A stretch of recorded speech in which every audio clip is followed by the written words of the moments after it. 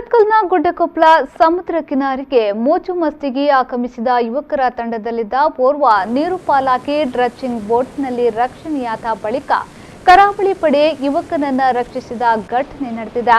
ಪುತ್ತೂರಿನಿಂದ ಬಂದ ಯುವಕರು ಸ್ಥಳೀಯರ ಮಾತನ್ನ ಕೇಳದೆ ಸಮುದ್ರಕ್ಕೆ ಇಳಿದಿದ್ದಾರೆ. ಬಳಿಕ ಅದರಲ್ಲಿದ್ದ ಓರ್ವ ಯುವಕ ನೀರಿನಲ್ಲಿ ಕೊಚ್ಚಿಕೊಂಡು ಹೋಗಿದ್ದು ಡ್ರಜ್ಜಿಂಗ್ ಬೋಟ್ನ ಸಹಾಯದಿಂದ ಬಚಾವಾಗಿದ್ದಾನೆ.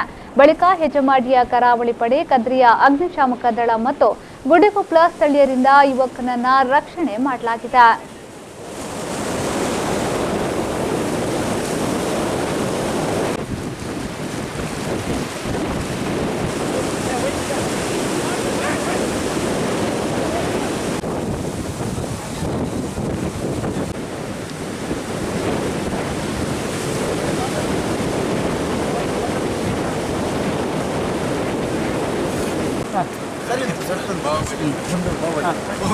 ಇವಾಗ ಒಂದು ಪುತ್ತೂರಿನಿಂದ ಬಂದ ಟೀಮ್ ಅಂತ ಹೇಳ್ತಾ ಇದ್ದಾರೆ.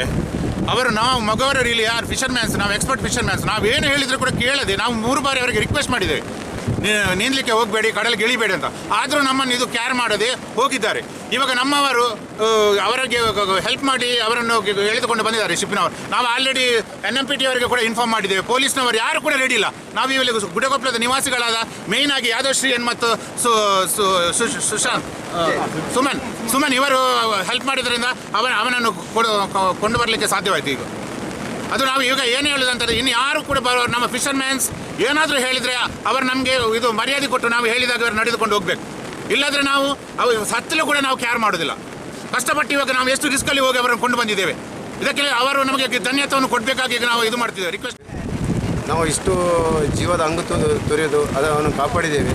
ಇನ್ನು ಯಾರಾದರೂ ಇಲ್ಲಿ ಟೂರಿಸ್ಟ್ ಬರುವವರಿಗೆ ಸರಿಯಾದ ರಕ್ಷಣೆ ಸರ್ಕಾರದಿಂದ ಸಿಗಬೇಕು. ಇಲ್ಲಿನ ಯುವಕರಿಗೆ ಅದರಲ್ಲಿ ಉದ್ಯೋಗ ಕಲ್ಪಿಸುವಂಥ ವ್ಯವಸ್ಥೆ ಸರ್ಕಾರದಿಂದ ಮಾಡಬೇಕಂತ ನಮ್ಮದೆಲ್ಲ ವಿನಂತಿ.